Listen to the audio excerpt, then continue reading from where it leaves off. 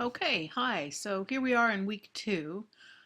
As promised, we're moving to the last period or part of the Middle Ages, period we call Middle English literature, and it it covers the 14th and 15th centuries. We're going to have too many lectures this week because it just seemed too long to cover both a background on Chaucer and then talk about his prologue and then talk about the two tales you're reading. So this will follow up with a lecture on the Miller's Tale and the Wife of Bath's Tale. All right, let's get going. So first, Chaucer is, I think, um, important to us because his language sounds so close to our own. And I think that's why he really came forward as the father of English literature, although stylistically and in terms of topic, there are many other things as well. So, um, as I said, after the Battle of Hastings in 1066, um, the Anglo-Norman influence brought French as the language of court, and as we saw in Marie de France's poem, it was also the language of literature for a long time. But by the 13th and 14th century, English is emerging as the language of literature, and Geoffrey Chaucer again is the one who wrote most closely to modern English. There were, however, many other writers in the 14th century who were writing important works that do not come to the surface in the same way that Chaucer's work does. And I think that's because they are written in different dialects. So you may have heard of the Arthurian romance, Sir Gawain and the Green Knight, and that's written in Anglo-Saxon, so it's not as easy to access as Chaucer's Canterbury Tales or even his Troilus and Cressida. Or the epic of working class life, Piers Plowman, written at the same time, but written in a dialect from the west of England, from the Malverns. And if I were to read it to you, it's like reading another language. There's no resonance with our own language. So Chaucer's marks the beginning, in my argument, in large part because we recognize his language as English. And for one other reason, and that's another point I'll be emphasizing, we recognize ourselves, our modern world, in the social diversity of his characters. So let's take a look at the prologue and we'll see some of what I'm talking about. This is the beginning of the prologue. I will read this in as close to Middle English as I can, and believe me, it's a mere approximation, but it'll help you get a sense of how even in Middle English, without the modern translation, it sounds like our own language. One that April with his showers sweet, the draught of March hath pierced to the root, and bathed every vein in switch liqueur, of which virtue engendered is the flour. When Zephyrus eke with his sweet breath inspired hath in every holt and heath the tender crops and the younge sun, hath in the ram his have coursey run, and small fowls maken melody that sleepen all the night with open eye. So pricketh him nature in her courages. Then longe folk to go on pilgrimages, and palmers for to seek in strange strands, to fern hallows couth in sondry lands. And specially from every shire's end, of England to Canterbury they wend, the holy blissful martyr for to seek, that him hath holpen when they were seek. So, what's going on here? First, we can understand this text, even though we have to puzzle out certain words. On the whole, this is the base of English as we know it.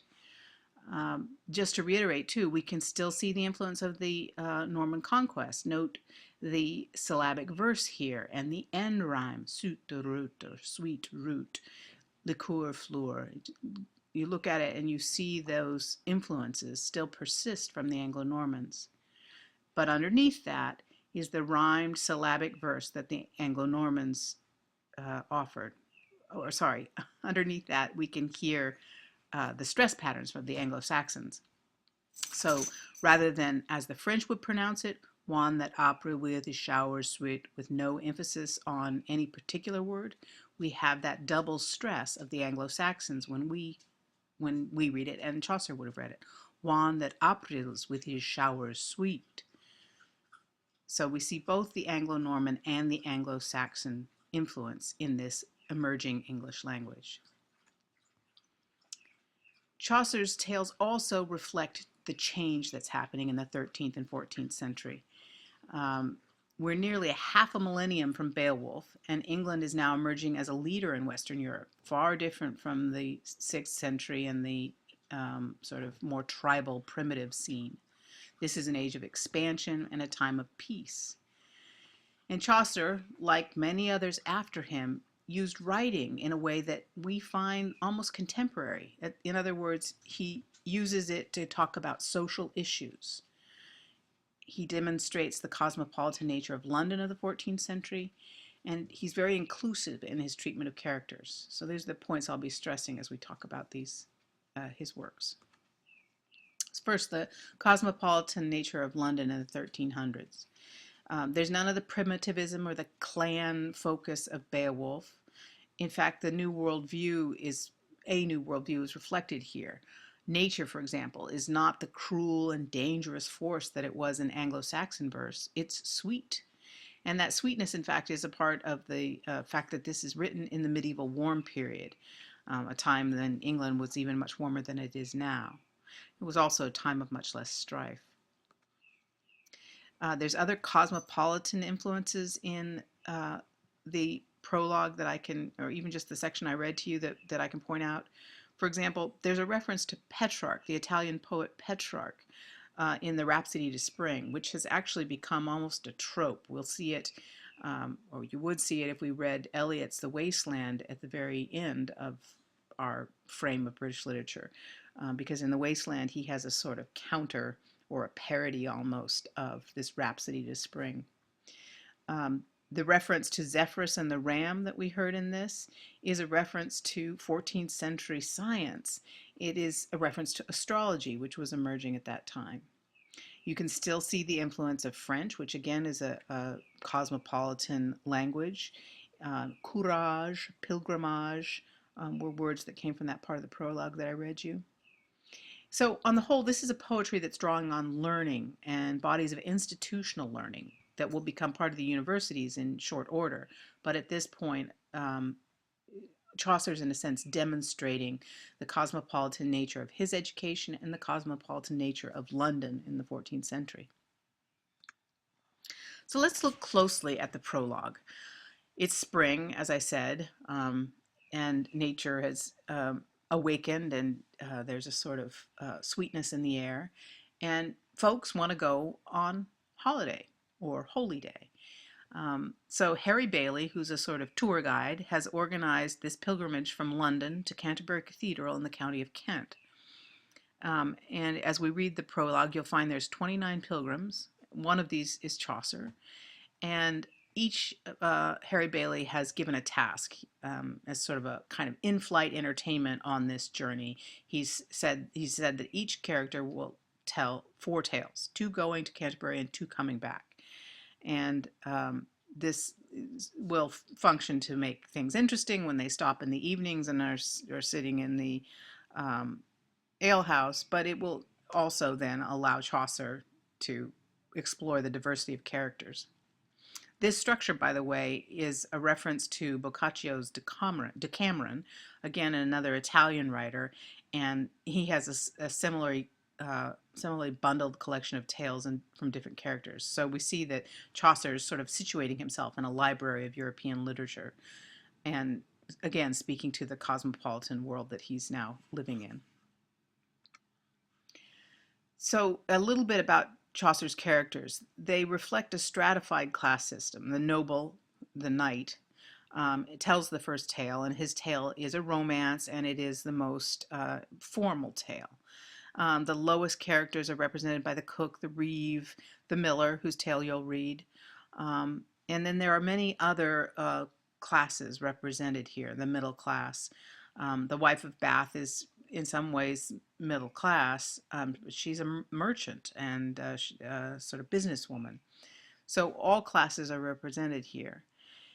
In that way, Chaucer's tale is socially inclusive. And in his inclusiveness, he's also a generous author. He doesn't set characters up for us to despise them or judge them, but he rather represents them in all their diversity. And I think we can say of British literature, and maybe all good literature, that it does this over time. It includes all characters without judging them. So let's look at one of the characters where we see him not being judgmental, but being sort of sly in revealing the other side of a character. So this is the nun prioress. There was a nun, a prioress, that of her smiling was full simple and coy. Her greatest oath was but by St. Loy, and she was cleaped Madame Eglantine. So we get a sense that here she is, this nun, and she's chaste and simple, and yet she's called Madam. So already Chaucer is introducing a little bit of pause, something that jars with what we would expect. She was so charitable and piteous, she would weep if she saw a moose, caught in a trap if it were dead or bled. Of small hounds had she that she fed with roasted flesh and milk and wassail bread. Okay, hold on. Now that's definitely jarring with expectations. She's a Benedictine monk, nun. Benedictines practice poverty, and yet her lapdogs are dining better than the average citizen. Most people would eat meat once a week if they were lucky, not daily. But sickerly she had a fair forehead. It was almost a span broad, I trow. I vouch. She has a fine tailored cloak of small corral about her arm she bare, and thereon hung a brooch of gold full sheen, on which was firsty written a crowned A, and after Amor vincit omnia. So, hold on. Her lovely forehead should have been hidden by a wimple. And certainly we don't expect a nun to display jewelry, and especially a bracelet with the inscription, Love Conquers All. So here we see Chaucer representing a character as she wants to be seen in all her complexity. She's both a nun prioress and she's also a woman, and we see that weakness. But he doesn't invite us to judge her. He gives us a full depth, a broadly painted character. So then to just summarize then this particular section of our discussion this week, it's important to remember that Chaucer is considered the father of English literature not only because his tales are the first and most enduring in a recognizable English language, but also because of the inclusiveness of his portrait of England and its people. So let's talk next about the tales and see that inclusiveness in action.